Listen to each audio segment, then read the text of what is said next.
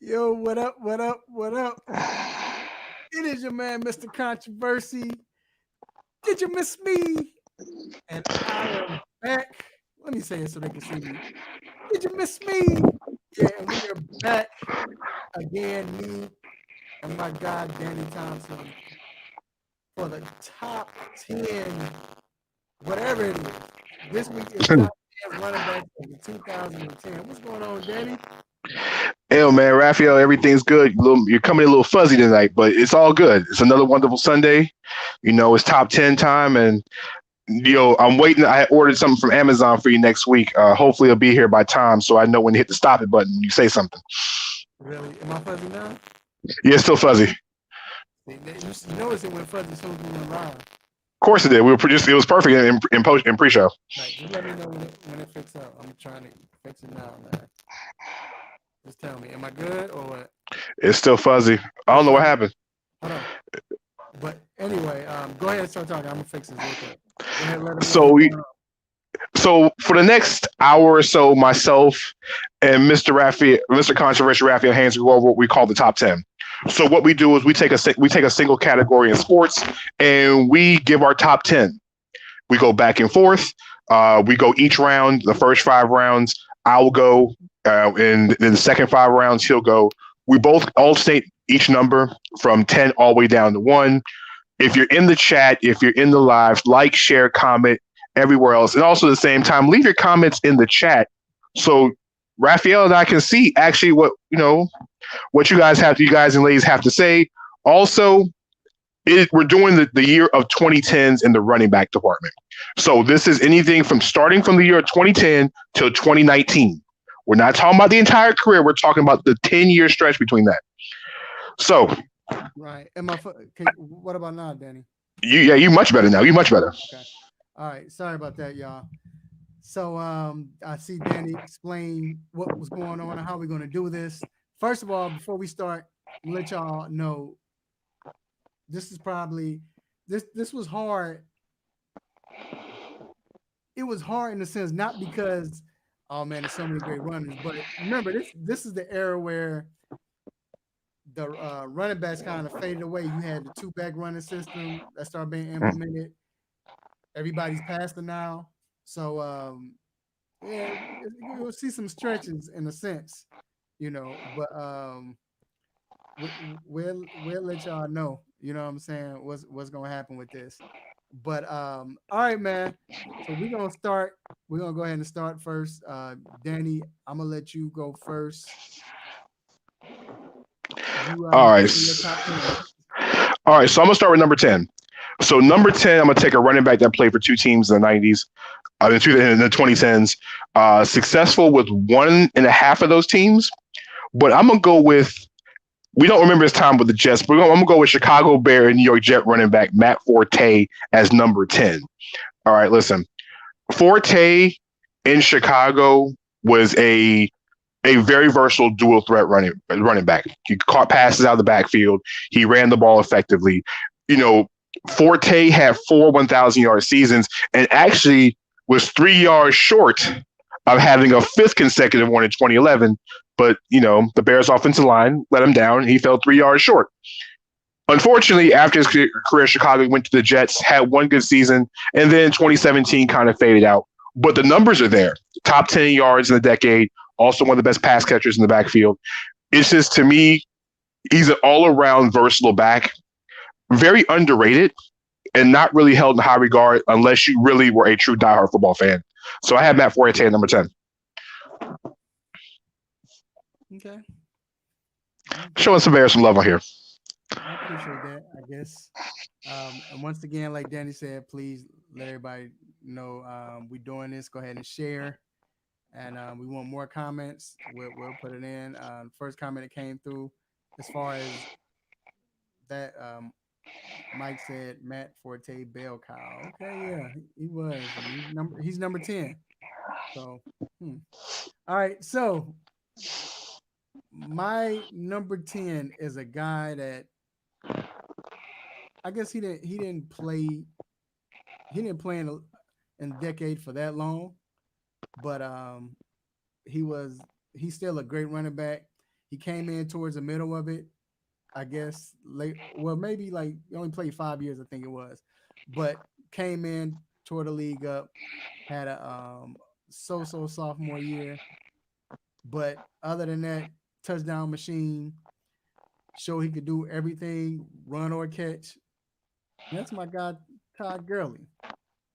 You say, Mr. Controversy, why do you put Todd Gurley at number 10? Well, first of all, he only played 5 seasons, so, but I mean, in 5 seasons, he had 5,400 yards, 58 touchdowns. That's rushing touchdowns. I'm sorry, 12 receiving touchdowns. So he's a touchdown machine. He's going to get to the end zone. But Gurley is that guy. What I like about him was people talk about his injuries. He's always injury prone. He's never missed more than 3 games, or maybe even 2 games in a season. I don't know if a lot of people know that. Like, he plays most of the season. He just plays hurt, But yes, still, I guess we call him the AD of football. You know what I'm saying? Always getting hurt. But man, run between the tackles, like I said, he's gonna sniff that goal line. So I got him in my number 10 running back. Okay. And so for my number 9, I got Todd Gurley at number 9. I know you're saying, why is Todd Gurley in front of Matt Forte? Raphael, you mentioned the fact he's a touchdown machine.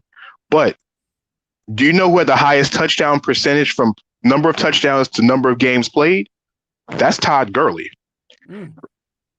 73 games, 70 touchdowns. That's almost 1 touchdown per game in the entire decade. That's over 5 years. So like you said, it wasn't like he was running the ball 2 times a year.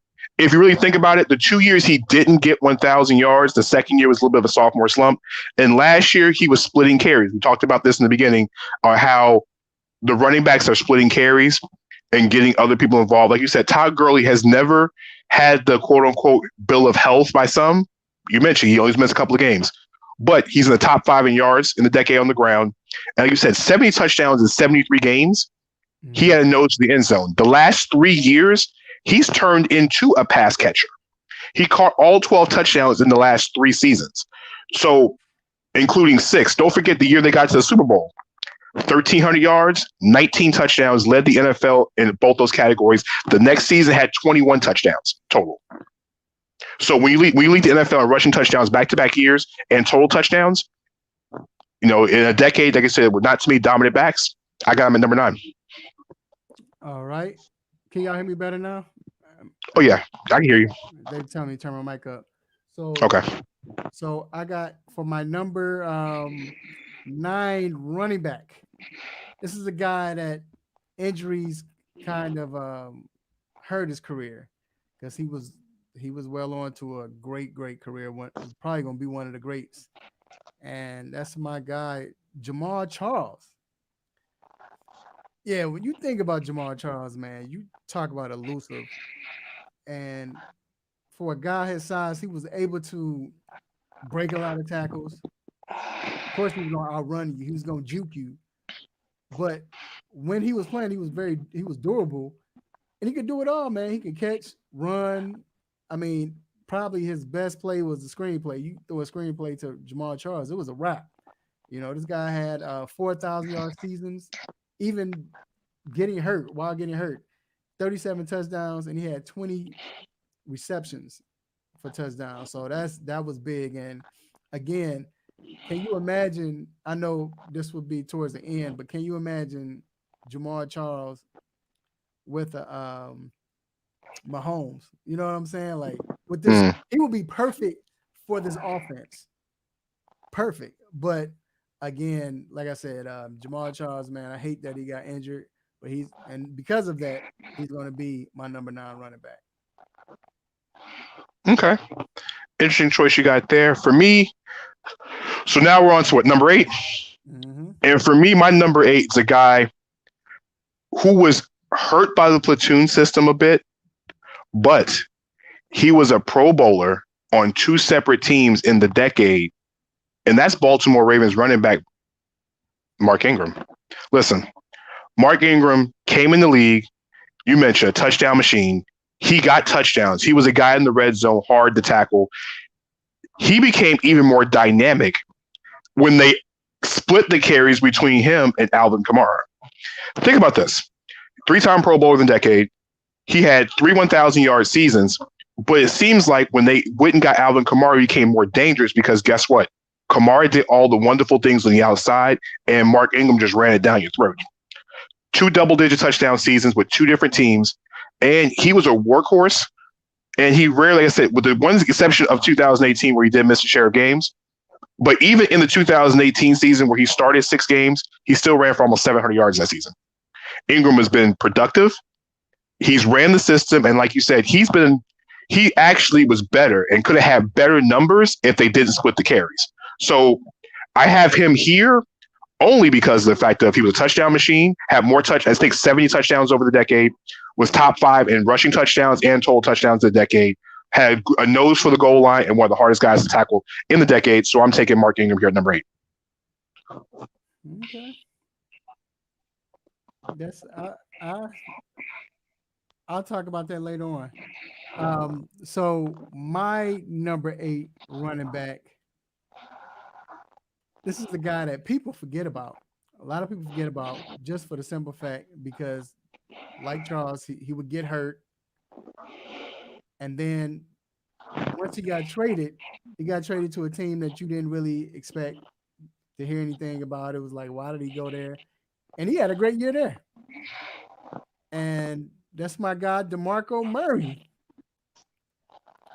Demarco Murray. Let me tell you some stats for Demarco Murray that will pretty much shock you. I know Dallas fans are happy right now, but so with Demarco Murray had over 7,000 yards in the 2010s. Right, he only played I think 7 years, 7 8 years. He had 49 rushing touchdowns, and like I said, he only played 16 games one time in his career. So just imagine if he stayed healthy and what he could do. This is a guy that, like I said, was unbelievable in Dallas when he was playing. I mean, you had a lot of 9-game seasons, 12-game seasons, and then he gets hurt, then they trade him or they let him go. He signs with Tennessee, and he runs for over 1,000 yards there and have over, I think, 10 touchdowns that season. So another guy in the 2010s that wasn't durable, did everything he could, man, when he was playing, and was that back that you want him. He had a little fumbling problem at first, but he can catch as well, and I think a lot of people forget about Demarco. So that's my number 8 running back. Okay. Nice choice there. Cowboys fans got to be happy about that one. Very, very underrated by Cowboy fan standards. So let's jump into number 7. And my number 7 is a guy you had a little bit lower on your list, but I had higher on mine. And that's Kansas City running back Jamal Charles. All right. Raph had mentioned a lot of things about Jamal Charles, but one of the things about Jamal Charles was he mentioned the fact of Jamal was a big play waiting to happen. Mm-hmm. When I say big play waiting to happen, he had 4 seasons in the decade where he averaged over 5 yards a carry. He had 2 seasons where he averaged over 6 yards a carry. So, Raphael, just think about this for a second. You're giving somebody the ball, and he's getting 6 yards a carry every single time. Mm-hmm. Big plays. He had multiple 80-yard touchdown runs. In 2013, his best season of his career, he led the NFL in touchdowns. Like you said, the 4 1,000-yard seasons in the decade. Yeah, he was hit by the injury bug, but the most explosive player on the field. On top of that, when he caught the ball out of the backfield you mentioned earlier, he averaged almost 8 yards a catch. So anytime he touched the ball, it's almost a first down. Very few running backs, not just in the decade, but over a sustained period of time, can put up the ability of Jamal Charles did. So I have him a bit higher. Yeah, injuries got to him, but listen, you want a big play, he was going to give you a big play. He's one of those guys that you just had to just watch. Just too bad injuries got in the way, like you said about Demarco Murray. So I have Jamal Charles at 7. All right. Let's go to the comments real quick. Well, let me do my 7, then we're going to go to the comments. My number 7 running back is another guy that people forget, and when this guy was healthy and when this guy was on, he was on. He was considered the best running back in the NFL when he was playing. And another running back that could do it all. It seemed like in this decade, you had a lot of running backs who could catch, who could run, and real smooth the way he ran. Had probably one of the best commercials ever. And that's my guy. You know what? Did I put a picture of this guy right here? Here we go. Y'all remember this guy? Mr. Ariel Foster. Arian Foster. Look, this dude right here, man. You rarely seen guys run upright and hard to tackle, could run fast, can catch, do it all. For like a 4-year stretch, he was the best running back in the league. He was playing on an up-and-coming team that you just thought, all right, maybe they have something here. They had Andre Johnson, but of course they had, the quarterback was horrible. But either or, so they ran Ariel Foster to death. But he did his thing, man. You talk about somebody, like I said, could break a tackle, outrun you, stiff arm you, edge you, all in the same run. And he was breaking them. I mean, he was going for 60, 70 yards a run or a screen play. Big play guy. Of course, we saw the injuries, and it hurt him a lot. He got traded to Miami. My guy, I don't know if Ben's still watching, but as a fantasy guy, this is the guy you was going to get. You know what I'm saying? This is the guy you wanted, Mr. Ariel Foster. But just on the field, though, for real, he was a typical running back. Like, I think his style would fit today because he was tough. And when he wasn't like always had nagging injuries.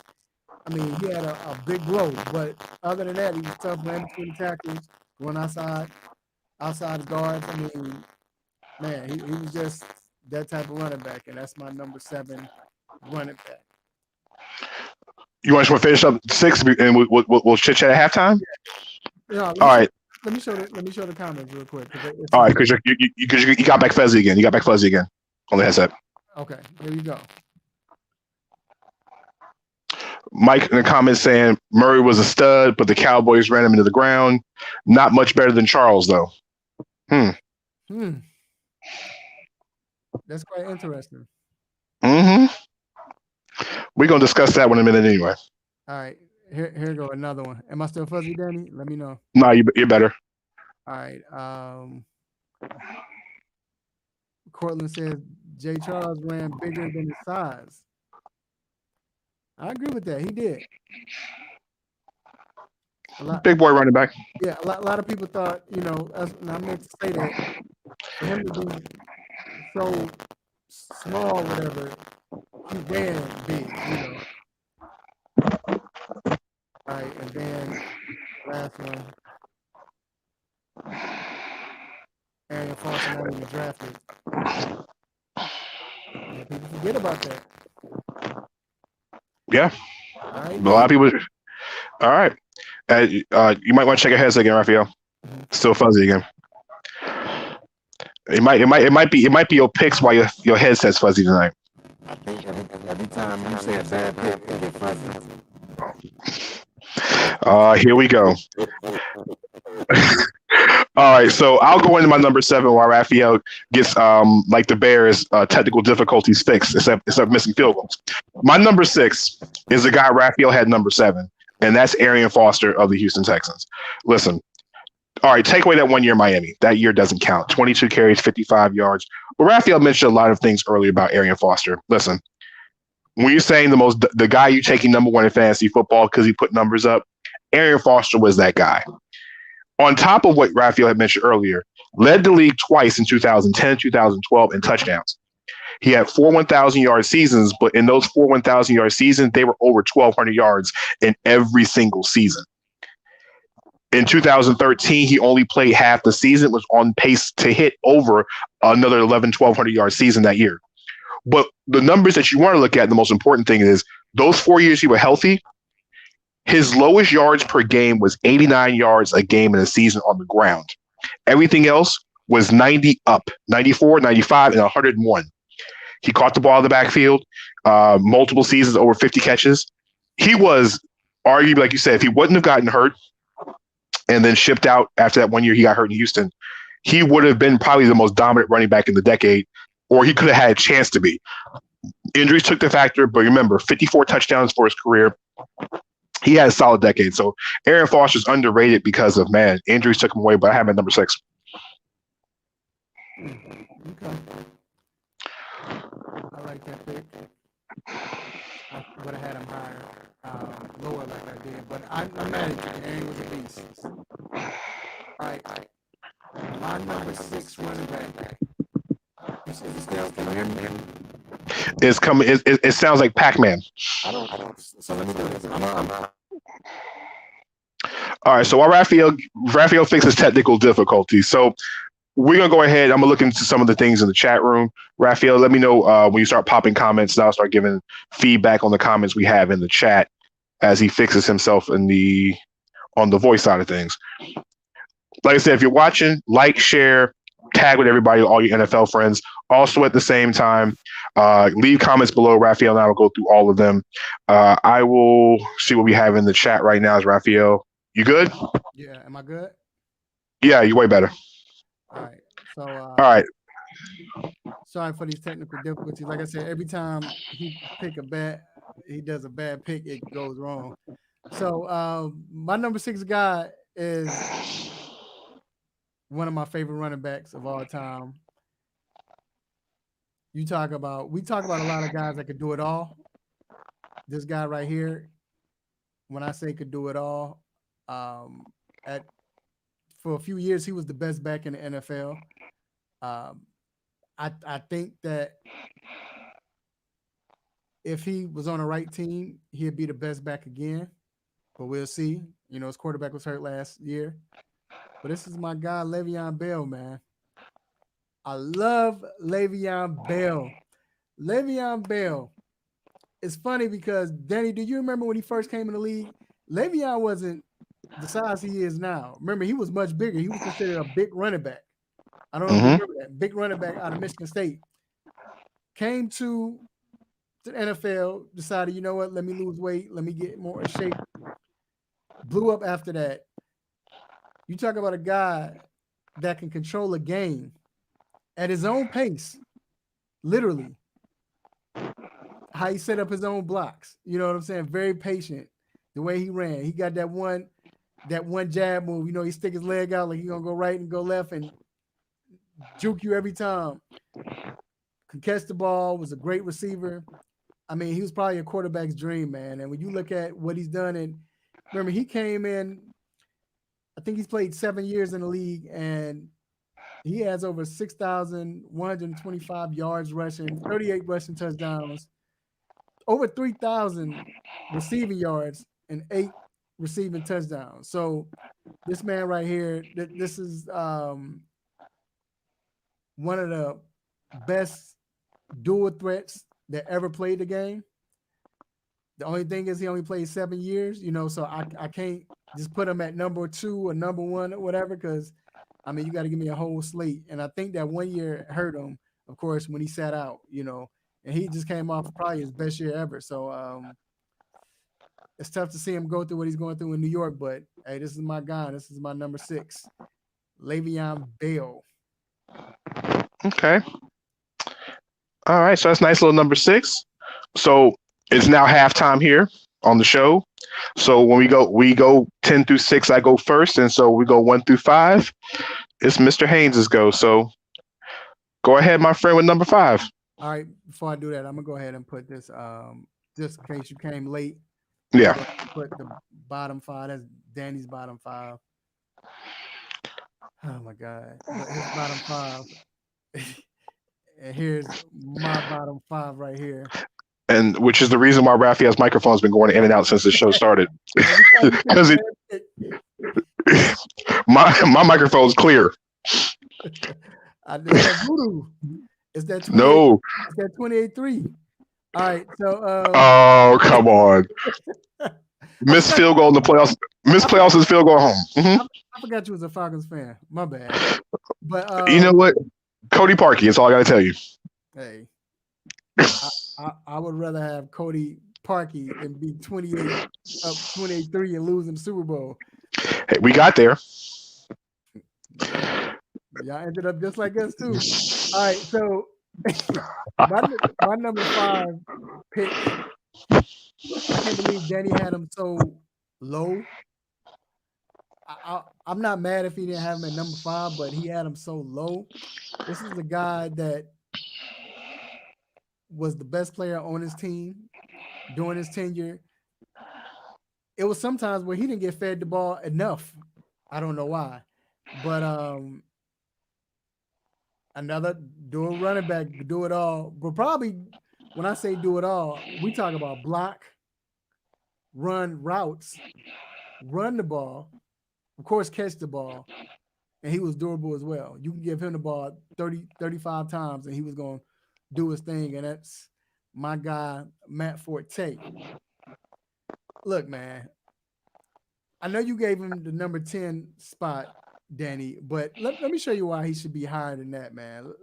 Let me tell you, he has better stats than almost everybody in your top 6 list.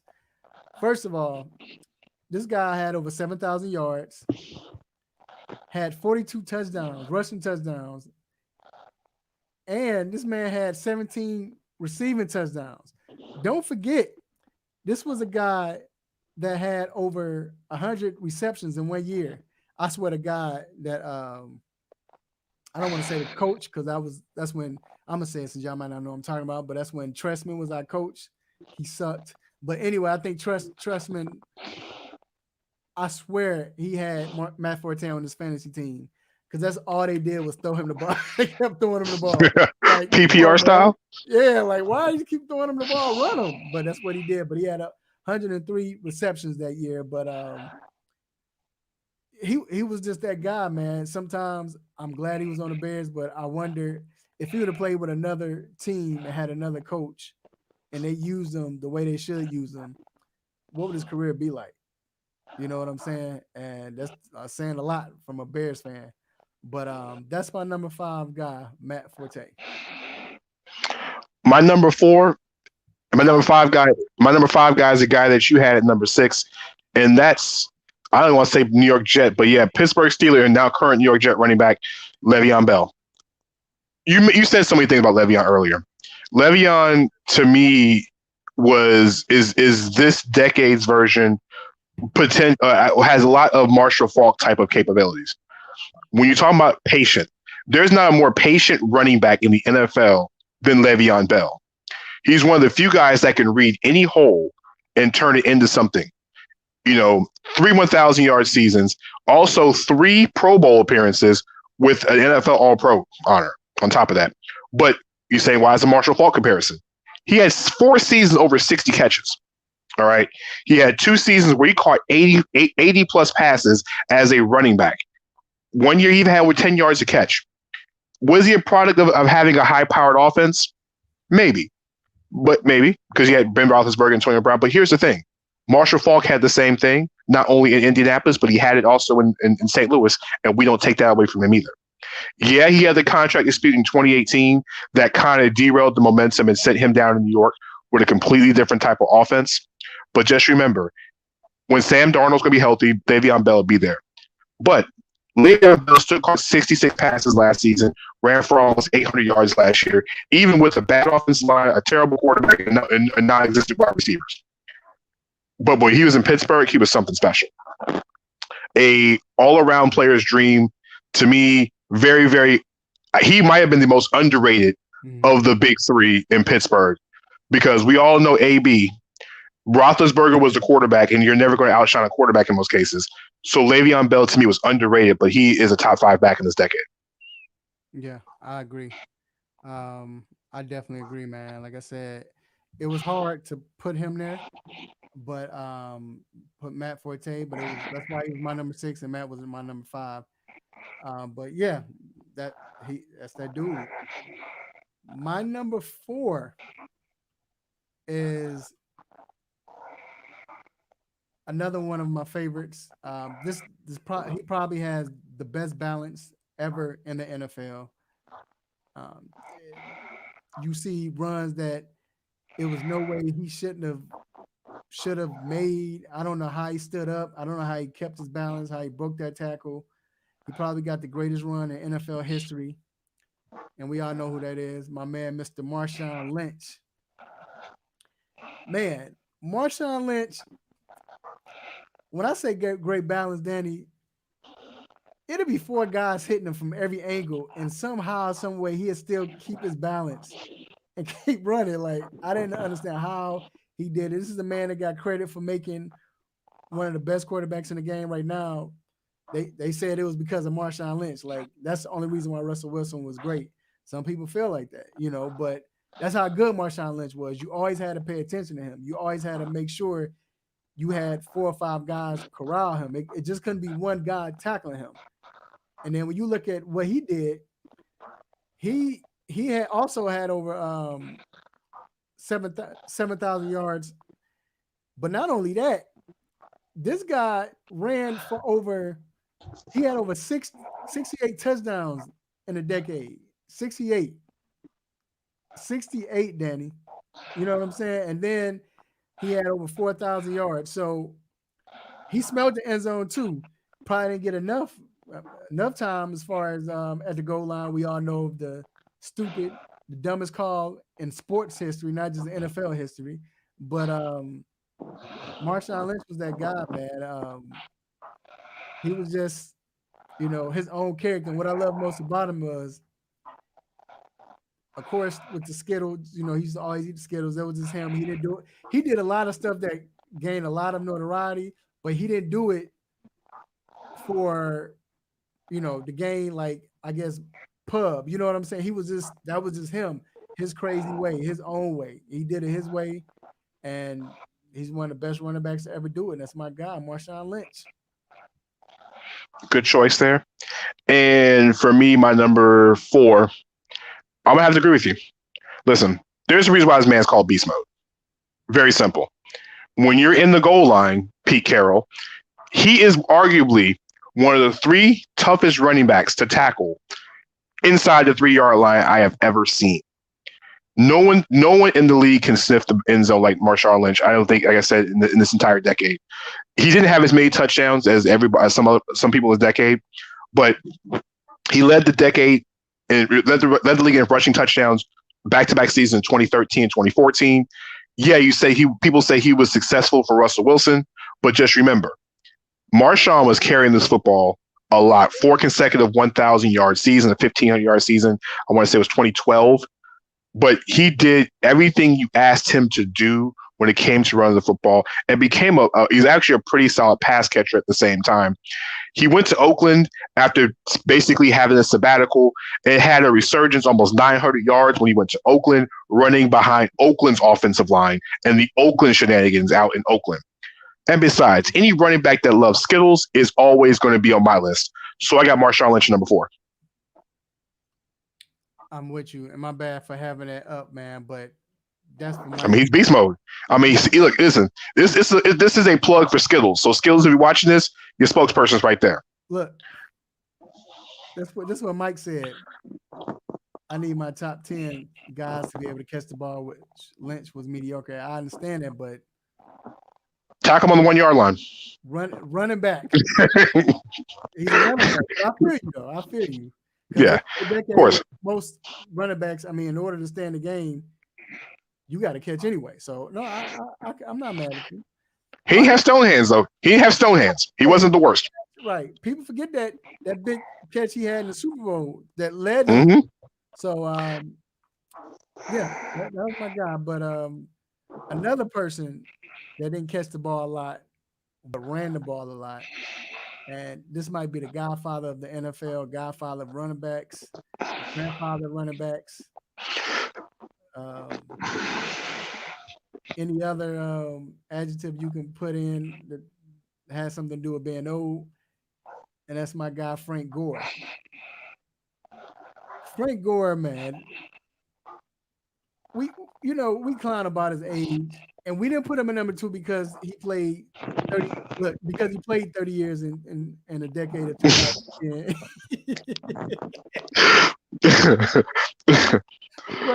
but seriously, this is a tough guy. This guy in a decade, he ran for 5. He had 5 seasons over 1,000 yards, including one he had for 961 that we forget. And this is when he got a little older. 47 rushing touchdowns. Mr. Iron Man, continue to do it, still getting 1,000 yards at an older age. He just knows the game. He knows how to run the ball, and that's what you want. He's an old school running back that's still able to be effective in today's game. Because again, like Mike said, most running backs, you want them to catch. He wasn't known for catching the ball, but yeah, still he just old school. He could have played in the 60s, 70s. I mean, he did actually, but he could have played in the 60s, the 70s, 80s, any era because of his style, man. And that's my number 3 guy, Frank Gore. My number 3 guy, Raphael, you kind of forgot an adjective when it comes to him. You said old and everything else in between. You could call him Methuselah. Listen, Frank Gore is my number 3, and listen, Raphael said it best. 5 1,000-yard seasons, but he had 3 seasons in the decade where he didn't get 1,000 yards. But if you combine those 3 seasons together where he didn't get it, was less than 200 yards total between all 3 seasons. If he hits those 3 1,000-yard seasons in the decade, he would have ran for 1,000 yards from 2006 to 2018. Do you know how hard that is? Mm-hmm. The year he gained 853 yards in 2010, he missed 5 games. So he was on pace to do that. The other 2 years, his first year in Indianapolis, he had 967. His third year in Indianapolis, he had 961. All right. He was in his mid-30s doing these numbers. And you say he can't catch the ball? Well, he had 4 seasons over 30 catches. So he could catch the ball. It wasn't like he had stone hands. But Frank Gore is the model of consistency. You don't gain as many yards in a decade as Frank Gore does if you're not consistent. Think about this last year, splitting time in Buffalo. He gained, he was 1 yard away from 600, and he split carries at 36 years old. I'm sure he's playing again this year. I mean, listen, Frank Gore is the ultimate Iron Man. He is probably one of the longest longevity streaks you're going to find as far as just playing at a high level. So sometimes you got to reward just the fact of you're just consistent through the decade. And that's Frank Gore. That's why I have him number 3. Yep. And he wasn't flashy.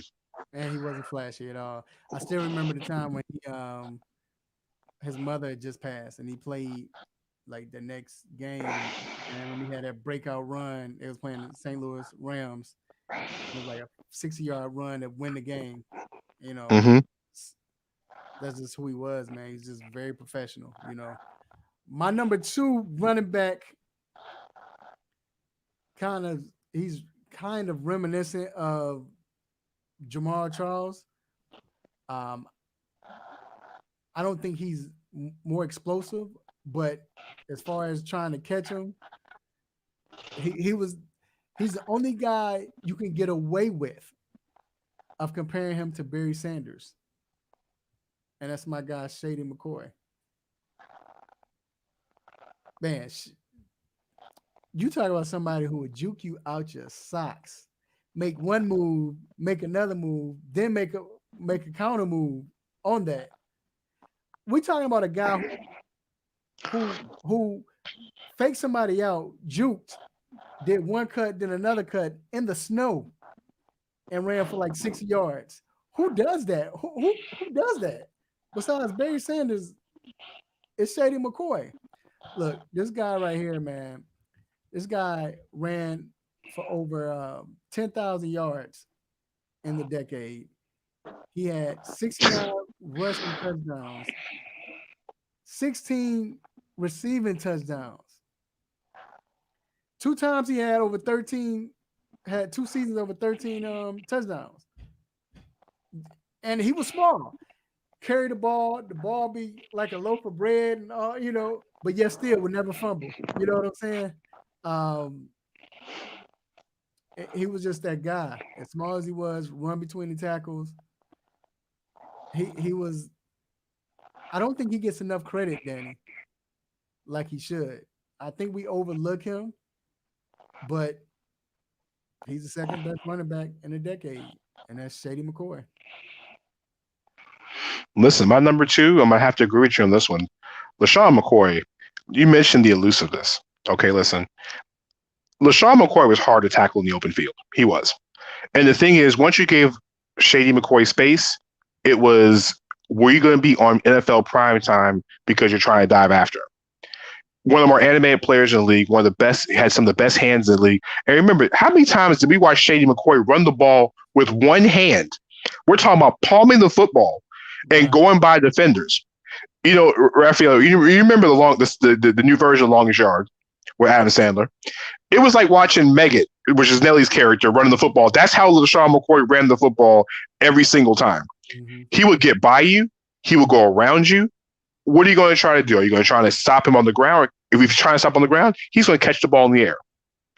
Like you said, you mentioned before, he had the 1,000-yard seasons, but Raphael, he led the decade in Pro Bowl appearances, and he was also a 2-time All-Pro in the decade. He had 6 Pro Bowl appearances. He also had 1,000 yards multiple times with 2 teams. He had 4 1,000-yard seasons in Philadelphia and 2 1,000-yard seasons in Buffalo. Mm-hmm. So he's the only player in the decade to do that multiple times on 2 different teams, made the Pro Bowl with 2 different teams. So Shady McCoy is the 10th only guy in the decade to hit 10,000 yards on the ground. Best hands you're going to find for a running back other than Le'Veon Bell. So I got Shady at number 2. No, I definitely agree.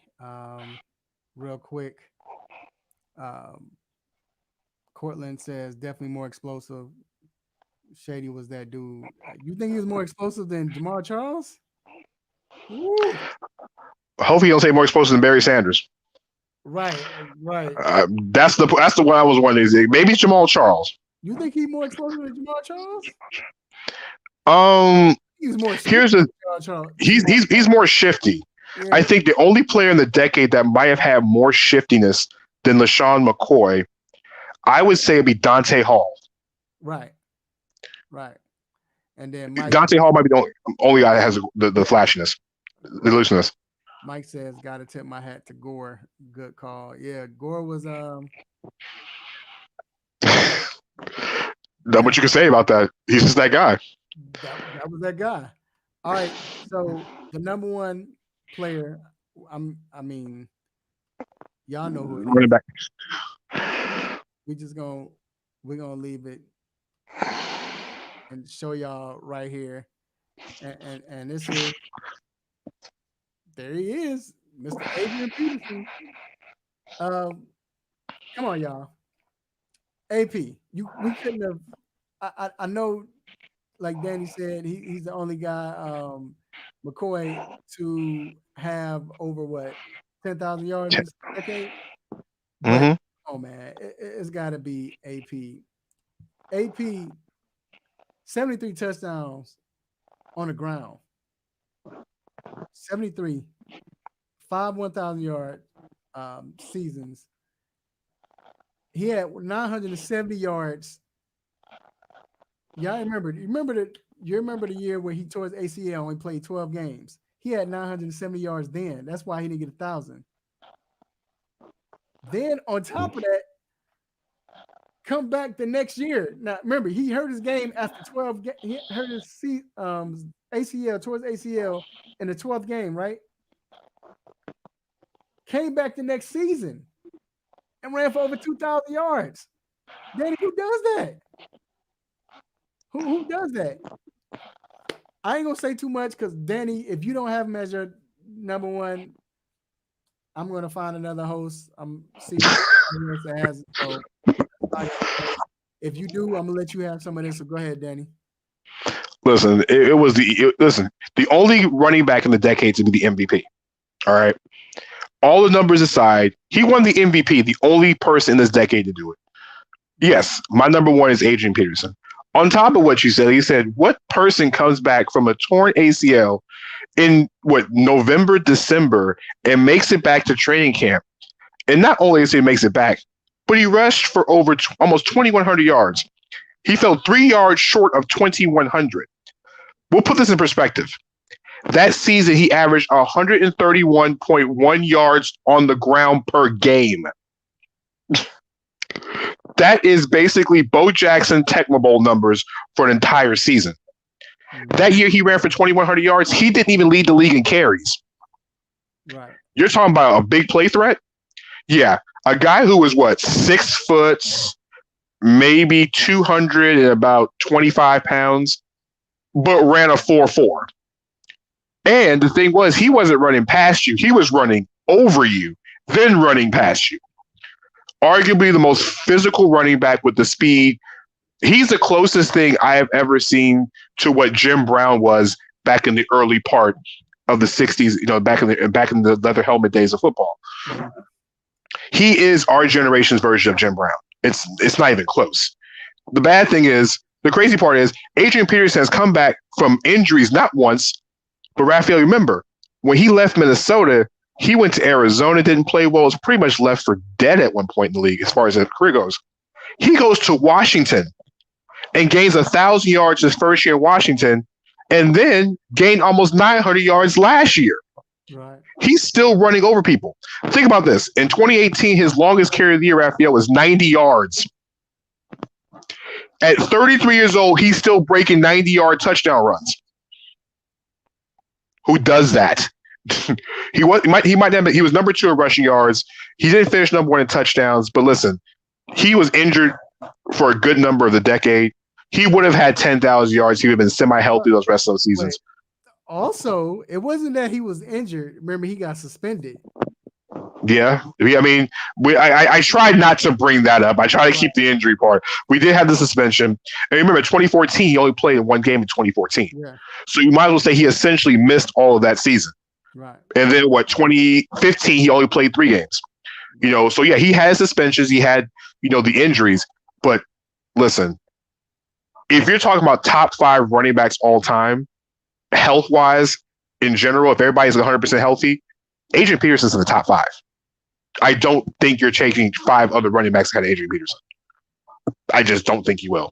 And he's number 1 on my list, and I don't think it was even close. Yep. All right, so Mike asks, which running back was the hardest to leave off your list? I'm going to tell you, who was yours? I know who mine was. All right, so to me, the hardest running back to leave off this list is a running back you didn't consider in your list, and that's actually, you know what? I know is running back that you have on your list is Demarco Murray.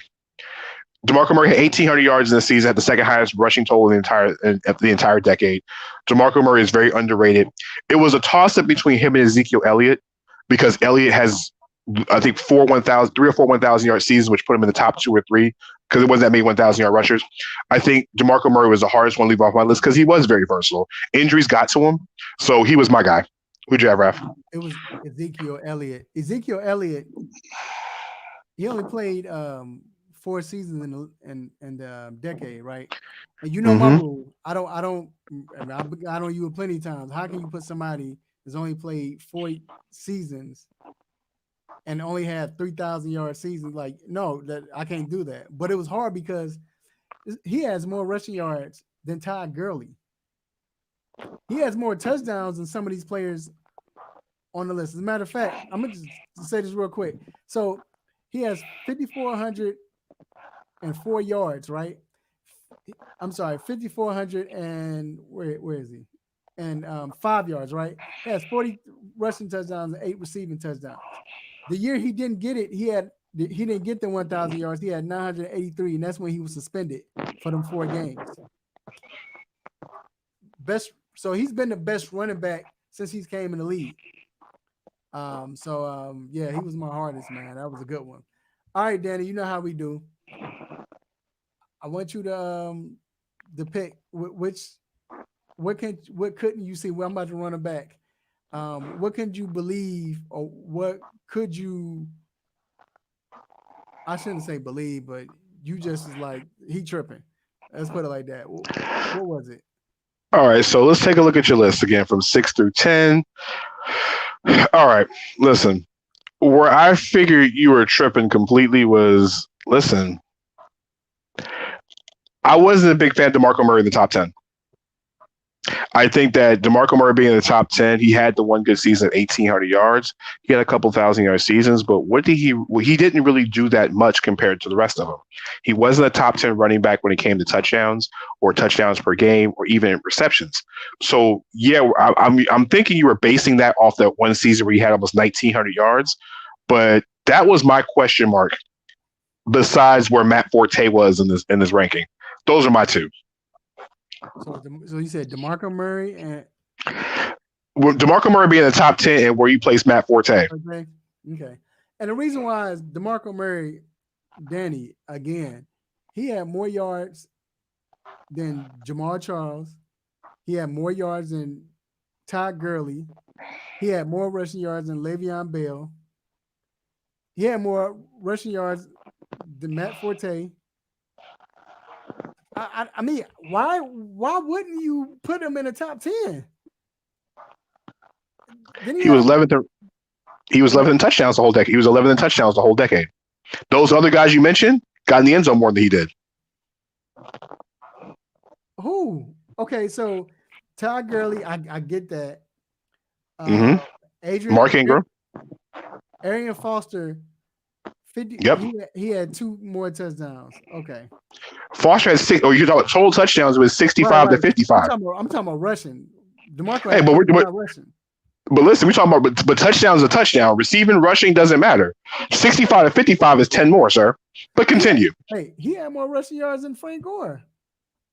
I mean, so rushing touchdowns. More rushing touchdowns than Frank Gore. So, but not total touchdowns. It was 59-55. But continue, sir. My point is. This guy got touchdowns and he got yards. Mark Ingram, I'll get on that later. And then when you say Matt Forte got touchdowns. Matt Forte could do it all. Matt Forte, honestly, you talk about dual threat. You can put him next to Le'Veon. That's why I had him back to back. Only difference is, like I said, I don't think the Bears utilize him the way they should have. But a guy that could run routes. I'm not talking about catch screen passes like Jamal Charles did or Shady Mccoy. No, I'm talking about split him at wide receiver like you saw Le'Veon Bell do. That's what Matt Forte was doing. Matt Forte could run between the tackles. He could take one to the house. He could do it all. So that's why I had him at number 5. So I'm going to put yours up. I'm going to put your bottom 5 up first. Of course, Matt Forte, number 10. I couldn't believe you disrespected. You put Mark Ingram? How in the world is Mark Ingram on this list? Okay, I get Mark Ingram had 61 rushing touchdowns or something like that. How many yards he have? 3,000? This is a guy that couldn't start. How many times he started in his career? 2? During the whole season, he was starting running back 2 seasons. Come on. Actually, he has 7,000 yards in the decade, sir. While we're discussing that, he had more touchdowns than Matt Forte, over 7,000 yards on the ground, and he also split time with Alvin Kamara. How many times did he have over 1,000 yards? 3 times. And you put him over. Come on, man. First of all, if you can't win the starting, It's not the fact when starting position. It's not the fact when starting position. It's the fact of when your offense has Drew Brees and you want to be able to do different things. Think about this. The Saints offense, as much as I hate to say as being a Falcons fan, but I'll put my journalist hat on here. The Saints offense exploded. Remember, they had Darren Sproles. But Sproles wasn't a guy who could really run the football. He was a good pass catcher. Okay. When Sproles went to Philadelphia, Alvin Kamara was brought in that role. The difference between Alvin Kamara and your boy Darren Sproles was Alvin Kamara can actually run the football. So what do? Mark Ingram. Rookie and start him over Mark Ingram? Because you split time. What happened? We mentioned at the beginning of the show. What happened? A lot of time in this decade, you had guys who were splitting time. Because Mark Ingram was a between the tackle guy. You saw the fact that if he did have an injury history, Mark Ingram never started more than 10 games until Alvin Kamara got there. What Alvin Kamara did was it allowed Mark Ingram to be much more effective long term. So basically, you're saying that because he had another running back that was better than him, it helped him. It's not better than him. It helped him become more efficient. No, it's not because it's a different style of running back. It's a different dynamic. It's like you said, the decade became much more of a different dynamic. Listen, Mark Ingram got in the end zone, and not to mention he did it not just in New Orleans. Look what he did last year in Baltimore. But why was he doing? He that? did. Was he doing it in Baltimore because he was just that good, or was it because you had to worry about the quarterback? You had to worry about if the quarterback gets the ball. Listen, you get over 1,000 yards and double-digit touchdowns. You're not actually a bad running back, sir. In this day and age, 1,000 yards and 10 touchdowns is not something you just get. It's not something that just happens on a daily basis. How many running backs league had 1,000 yards and 10 touchdowns last year? Go 10 rushing touchdowns. I would love for you to go find that number. You can do that when you got Lamar Jackson because now the defense not even focusing on him. They're focusing on Lamar Jackson. You got 27 and the linebacker. So 2017, 1,100 yards and 12 touchdowns. Explain that one to me too. In New Orleans. Yeah, but what do you do? What do you do the other years? What, he had 1,000 yards in 2016, and then he had 964 in 2013. He also made the Pro Bowl more times than your boy Matt Forte did. So obviously the NFL. Hold on, and you know that's some BS. He made the Pro Bowl with two different teams. That's some BS that he made more Pro Bowls than Matt Forte. So that just tells you something here, huh, sir? Yeah, that they tripping. Hey, whoever watched, who would you rather take, Mark Ingram or Matt Forte? Y'all tell me. And I'm talking about as your feature back. Come on, man. Let's see what the chat says, Raphael. I'm sure somebody said something in the situation here. I don't know, but this guy right here. Okay, so here's the thing. Derrick Henry is on the same rule that Raphael had earlier. It's the same thought process I had with Christian McCaffrey. All right. Mm-hmm. It's not enough of a sample size. Derrick Henry's had two outstanding seasons. The same thing with Christian McCaffrey. They had the last two seasons, where both of them have been phenomenal. Right. But I cannot put that a fifth of the decade doesn't make you an all-time great when it comes to the position, unless there is extenuating circumstances like you win the MVP award. Right. Yeah. If you're the best, if you're the best player in the league, yeah, and you win the MVP trophy, that's a little different. Nothing against Derrick Henry, because Derrick Henry is kind of in the same boat as Adrian Peterson. When we look at when I say the same boat is Adrian Peterson had some great years in the 2000s to 2009, and then he extenuated into the 2010s. Derrick Henry has the ability to do some of the same things. So listen, so the question I asked, look, Matt Forte, if he is healthy. He mentioned Derrick Henry. Continue. Forte easy. Because he said he likes pass catching backs. Continue. He wants a pass catching back. Let's see what this handsome guy said. You're a Bears fan, really? This is the one time a Bears fan can live. Look, listen to this, bro. I don't know about this, but look. So Chris Johnson had 1 year, and that 2,000-yard season was in 2009. So it wasn't even in this decade. Right. All right. I want to say this, though. Cortland said, "Get off me, Danny." I'm a stiff army like Derrick Henry does people, Cortland. That's my dude, though. So look, I'm going to say this before we go. I think the reason why you're picking your boy like that, because if you notice, just look at the picture real good, y'all. Hey, I know you did that to troll me. It was a complete troll job, by the way. Y'all know he a Falcons fan, so A+ trolling job, sir. Great job. Great job with the trolling, sir. I wonder what the rest of the people say in the chat. There's gotta be a little bit more diversity in this chat than a Titans fan. Like, Mike's my dude, so Mike's a good dude. But and some guy that's a Bears fan, there's gotta be a little bit more diversity when it comes to some of these answers in the chat, please. they're not answering, man. They need if you watching, y'all need an answer. All right, so like I said, it was kind of hard because it was a lot of players that, as you saw, it wasn't like 2000 where players went ham 9,000 yards, 10,000 yards, or the 90s. Yeah. It wasn't like that. It was top heavy. You had players do well in like 4 or 5 year spurts, but either injuries or depending on who they were playing with, the way the air started to change with throwing the ball and the 2-back system, it affected all of that. So it was kind of hard, man. But go ahead. It was one of the weirder positions to choose for 10, because after you got past, I say, the first 6, it was really about what you thought about running backs at that point. How do you value them? Whether if they were dual threats, or do you go by a certain number of time? Because, like you said, it was very few backs that made it through the entire decade and played at a high level the entire decade. So, right. But next week should be fun. Wide receivers, it's gonna be hard because then you're gonna get a lot of wide receivers because it's a passing league now. Man. I mean, listen, I just know there's going to be some shade thrown next week. Forte was just all around better than Ingram. Forte was a system. Ingram was a product of the system. Woo-hoo. That's what I'm talking about, Cortland. That's what I'm talking about, baby. Titans are 7-9 this year.